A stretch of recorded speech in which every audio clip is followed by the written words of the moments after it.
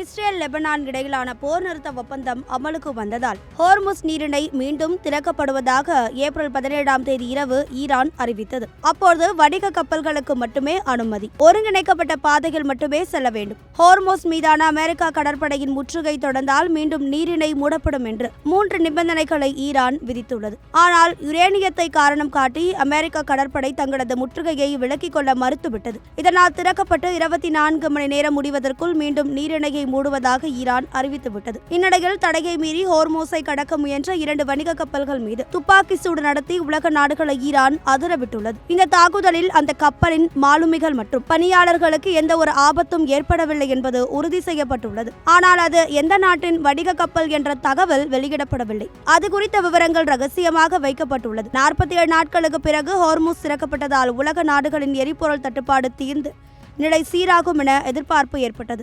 ஆனால் இந்த 2 நாடுகளும் யுரேனியத்தை முன்வைத்து முரண்டு பிடிப்பதால் உலக நாடுகள் எரிவாயு தட்டுப்பாட்டால் மீண்டும் பாதிக்கப்படும் சூழல் உருவாகியுள்ளது.